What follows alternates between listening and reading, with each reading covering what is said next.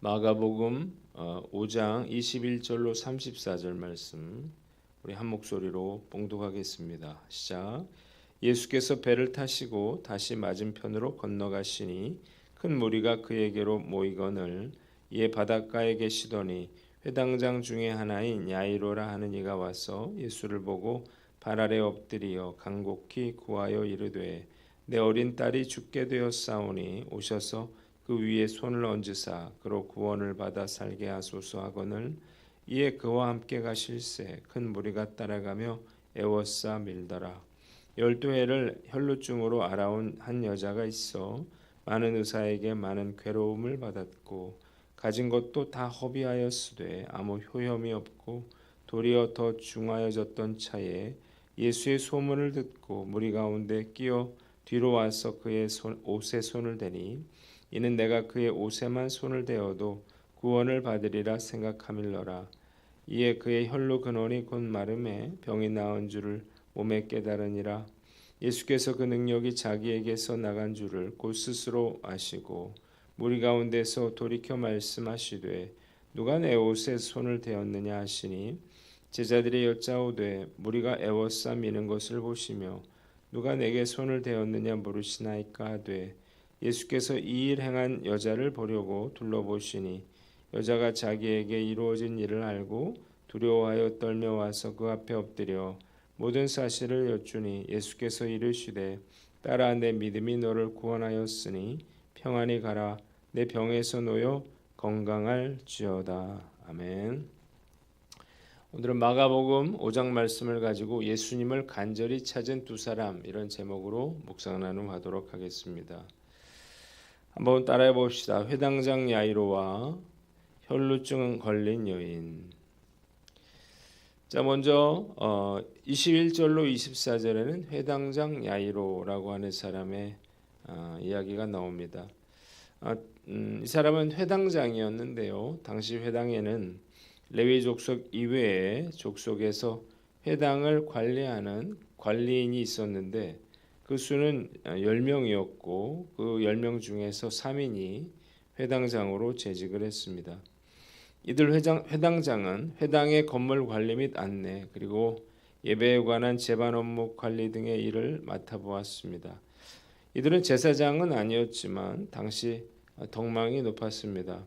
왜냐하면 회당장이라고 하는 이 직책이 회중 가운데서 가장 탁월한 인물에게 주어졌기 때문입니다.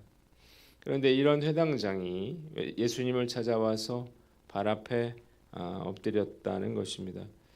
그의 어린 딸이 죽어가고 있었기 때문이에요. 발 아래 엎드린다고 하는 것, 이것은 자신을 최대한 낮추고 상대방에게 최대의 존경을 표시하는 그러한 행동이죠. 회당장이 당시에 아무런 직책도 없는 젊은 예수님의 발 앞에 엎드린 것은 그가 지금 얼마나 절박한 상황 가운데 있는가를 보여주는 것입니다. 그는 딸의 생명을 구하기 위해서 예수님께 필사적으로 매달리고 있습니다. 두 번째는 혈루증 걸린 여인에 대한 이야기가 25절로 34절에 나와 있어요. 이 여인은 무려 12년 동안이나 혈루증을 앓던 여인이었습니다.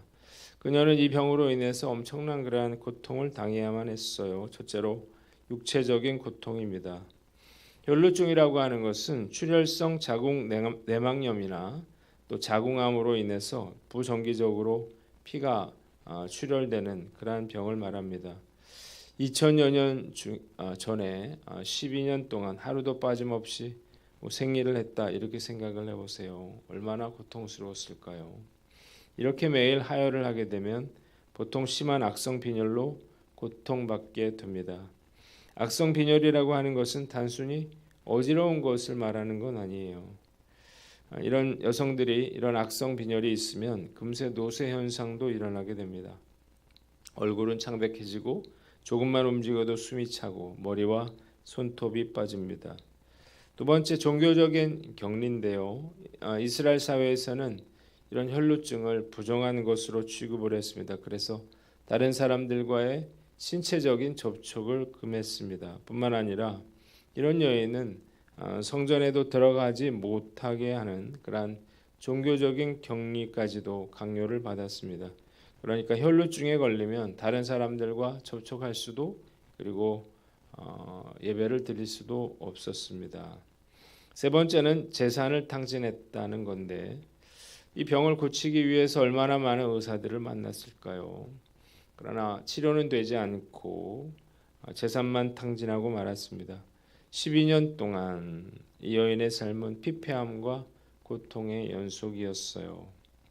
그런데 어느 날 이 여인이 예수라고 하는 사람이 거라사에 귀신 들린 사람을 고치시고 다시 갈릴리로 돌아오신다는 소식을 듣게 됩니다. 그리고 무작정 예수님을 찾아 나선 거죠. 자, 사람들은 거라사로 가신 예수님께서 돌아오시자 열렬히 환영했는데 이때 회당장 야이로가 예수의 발 앞에 엎드려서 자신의 집에 오시기를 간구한 거죠. 그래서 예수님은 그의 딸을 고쳐주기 위해서 일어서셨고 많은 무리들이 예수님을 따르고 있는 그런 상황이었습니다.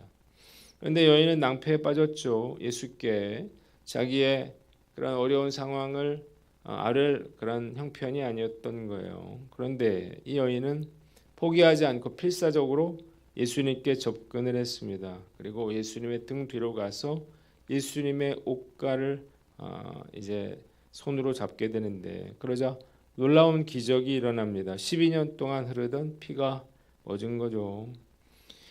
회당장으로 그 집으로 가시던 예수님께서는 자기의 능력이 나간 줄 아시고 내게 손을 댄 자가 누구냐 이렇게 제자들에게 물어요. 그러자 제자들은 저마다 아니라 그러고 또 베드로는 사람들이 미는 중에 생긴 일이라 이렇게 말을 합니다.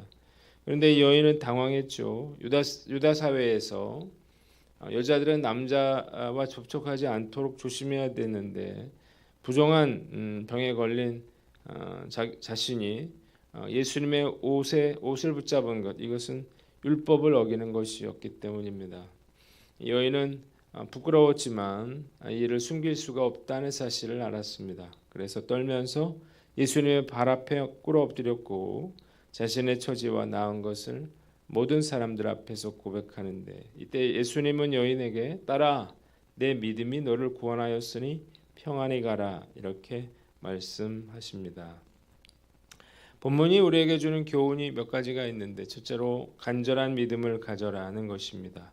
한번 따라해 봅시다. 간절한 믿음을 가져라. 자, 이 회당장과 혈루증 앓린 여인과의 공통점이 있는데 모두 간절함이 있었다는 것입니다. 회당장은 자신의 지위에도 불구하고 예수님께 꿇어 엎드렸고 혈루증 앓는 여인은 여인의 몸으로 남자들을 밀치면서까지 예수님의 옷깃을 붙잡았습니다. 이유가 뭔가요? 너무나도 간절했기 때문이에요. 이들의 간절함이 기적을 만들었습니다. 당시에도 예수님을 필요로 하는 사람들은 너무나 많았어요. 우리가 알아야 할 것은 예수님을 따라다녔다고 해서 모든 사람들이 다 고침받은 것은 아니었다는 것입니다. 누가 고침받았습니까? 믿음의 근성을 가진 사람들이었습니다. 자, 맹인은요 예수께서 지나간다는 소식을 듣고 소리를 지릅니다. 사람들이 조용히 하라 이렇게 제지를 했는데 더 큰 소리를 지르죠. 그래서 결국 눈을 뜨게 됩니다. 키 작은 삭개오는 예수님을 보기 위해서 부끄러움을 무릅쓰고 나무로 올라갔어요. 그의 간절함을 보신 예수께서 그의 집에 유하시게 되는 것입니다. 예수님께서는 이러한 간절함을 가진 자들을 외면하지 않으셔요. 우리가 주님의 은혜와 축복, 기적을 경험하기 위해서는 이러한 간절함이 있어야 하는 것입니다. 근데 우리가 신앙생활을 하지만 이런 간절함을 찾아보기가 참 어려워요. 걱정과 염려는 하지만 이런 간절함이 없다는 거예요. 독일의 철혈 제상인 비스마르크의 이야기가 있습니다. 비스마르크가 젊어서 친구와 사냥을 나갔다가 그만 친구가 수렁에 빠지는 그런 위기에 처하게 됩니다. 그런데 이 친구가 소리만 지를 뿐 전혀 빠져나올 노력을 하지 않는 거예요. 그러자 비스마르크가 총을 그의 머리에 겨누고 이렇게 말했습니다. 자네를 건지려고 내 손을 내밀었다가는 나까지 죽고 말 걸세. 그렇다고 자네를 내버려 두면 고생을 계속하다 죽을 것이니 차라리 내가 지금 죽여주겠네. 이러면서 방아쇠를 당기려고 그러는 거예요. 그러니까 이 친구는 제발 쏘지 말라면서 있는 힘을 다해서 죽을 힘을 다해서 빠져나오려고 하는 것입니다. 그제서야 비스마르크는 손을 내밀어서 그를 구해주면서 내 총은 자네 머리를 겨냥한 것이 아니라 자네의 생각을 겨냥한 것이었네, 이렇게 이야기를 했습니다. 자, 간절함이 있는 사람은 결코 포기하지 않습니다. 회당장은 여러 번 예수님께 구했고요. 혈루증 앓는 여인은 사람들이 주님을 에워싸고 있어도 사람들을 밀치고서까지 예수님의 옷깃을 붙잡았습니다. 그래서 치유를 경험하게 되는 거죠. 말씀 묵상하면서 저도 한번 생각해 봤어요. 나에게 과연 이런 간절함이 있는가? 너무 쉽게 포기하고 단념하는 걸 보면 정말 이런 간절함이 없구나, 이런 생각이 듭니다. 작년에 우리가 한마음 큰 잔치를 했잖아요. 그때 성도들이 목숨 걸고 게임을 하는 걸 보고 우리 기도를 저렇게 열심히 하면 얼마나 좋을까, 그런 생각을 했었는데 한두 번 기도해보고 포기하지 않고 우리가 근성을 가지고 문제가 있다면 정말 이렇게 주님께 매달려야 하지 않을까요? 절박한 믿음 없이는 어떤 기적도 일어나지 않는 것입니다.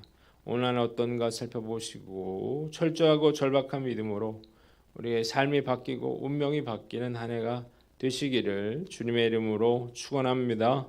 두 번째는 고난을 축복의 관문으로 바꿔라는 것입니다. 한번 따라해 봅시다. 고난을 축복의 관문으로 바꿔라. 자, 이 회당장과 혈루증 앓는 여인은 참 불행한 사람들이었습니다. 딸의 질병과 혈루증은 그들에게 있어서 참 고통이고 시련이었습니다.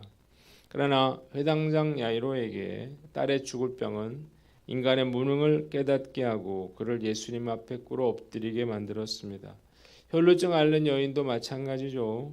혈루증이 그녀를 예수님의 옷깃만 잡아도 나을 수 있다고 하는 그런 담대한 믿음을 갖게 만들어준 것입니다. 우리가 어려운 일을 당할 때 너무나 쉽게 원망하고 불평하죠. 그러나 우리가 생각을 바꾸면 위기 상황이야말로 우리의 믿음을 기르고 기적을 경험할 좋은 기회가 되는 것입니다. 평탄하면 누가 이렇게 예수님 앞에 꿇어 엎드리겠어요? 누가 이렇게 사람들을 밀치고서까지 그렇게 예수님을 붙잡았겠어요?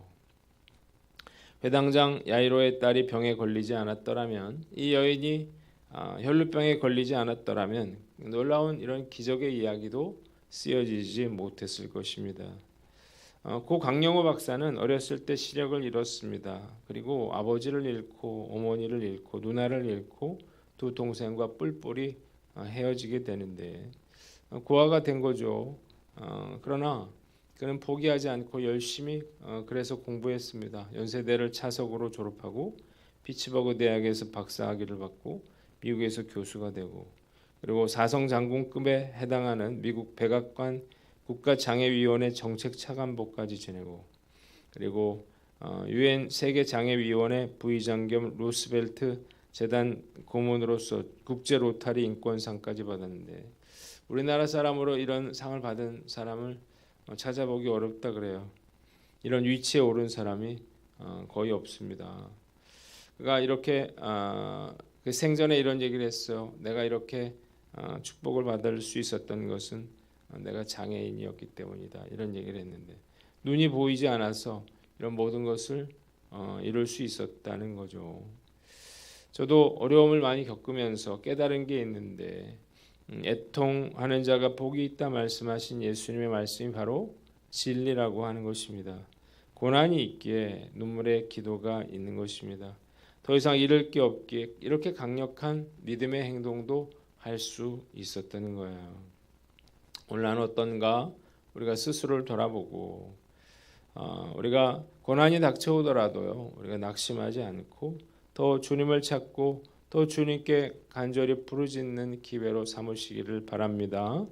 우리의 상황이 절박하고 힘들다면 우리가 이때야말로 하나님의 놀라운 기적의 역사를 경험할 기회가 될 것입니다. 위기가 축복의 기회라는 사실을 알고 간증의 기회로 삼는 저와 여러분들 되시기를 주님의 이름으로 축원합니다. 마지막으로 상식을 뛰어넘는 믿음을 가져라는 것입니다. 한번 따라해 봅시다. 상식을 뛰어넘는 믿음을 가져라. 자, 나병 환자도 또 중풍병자의 친구들도 또 혈루병 걸린 여인도 모두 상식을 뛰어넘는 그런 믿음을 가졌습니다. 만약 이들에게 이런 믿음이 없었다면 이런 기적도 경험하지 못했을 것입니다. 예수님이 이들에게 하신 말씀이 있습니다. 그건 뭐냐면 그들의 믿음을 보시고라고 하는 말씀이에요. 믿음을 보시고 기적을 베풀어 주셨다는 거예요. 그러니까 믿음이 없이는 우리가 이런 기적을 경험할 수 없는 것입니다. 그런데 사실 상식적으로 생각했다면 모두가 안 될 일이었습니다. 그렇다면 믿음이 왜 필요하겠어요? 상식을 뛰어넘지 않는다면 어떤 기적도 일어나지 않습니다. 믿음은 상식을 뛰어넘는 것이기 때문이에요. 한국 교회가 문제인 것은 한국 교회가 침체다, 다음 세대가 세워지지 않았다 이런 것들보다 성도들이 점점 믿음의 야성을 잃어버리고 있는 것이 아닌가 그런 생각이 듭니다. 못 살고 가난하던 시절에 믿음의 사람들은 결코 현실에 순응하지 않았습니다. 문제를 해결하기 위해서 정말 열심히 부르짖어 기도했어요. 산기도도 하고요, 금식기도도 하고요, 얼마나 열심히 철야기도도 하고요, 그렇게 부르짖어 기도했는지 몰라요. 그러면서도 정말 주님을 위해서 정말 열심히 봉사하고 헌신했죠. 그래서 그 믿음으로 초라한 현실을 극복을 했고요. 그리고 전례를 찾아보기 어려운 그 놀라운 그러한 부흥을 경험했습니다. 그러나 지금은 어떤가요? 교회 안에 패배주의가 가득하고 그리고 더 큰 문제는 무관심인 것 같아요. 그러다 보니까 신앙생활이 피곤하고 힘든 의무처럼 됐어요. 상식을 뛰어넘는 그런 믿음을 가진 사람을 우리가 찾아보기 어렵게 됐다고요. 저도 역시 마찬가지가 아닌가 그런 생각이 들어요. 나이가 들면서 예전에 상식을 뛰어넘는 그런 믿음이 사라지고 현실에 안주하고 두려워하고 있지는 않는 것. 요즘 같은 때야말로 상식을 뛰어넘는 생각과 행동을 해야 될 때라는 생각이 듭니다. 오늘 난 어떤가 우리가 스스로를 돌아보고 주님께서 우리에게 믿음의 야성을 회복시켜 주셔서 상식을 뛰어넘는 믿음으로 우리에게 맡겨주신 그런 삶을 기적으로 바꾸어 나가는 저와 여러분들 되시기를 주님의 이름으로 축원합니다. 기도하겠습니다. 하나님 아버지, 우리가 간절한 그러한 믿음으로 하나님 우리가 고난을 축복의 기회로 만들게 하여 주시옵소서. 이제는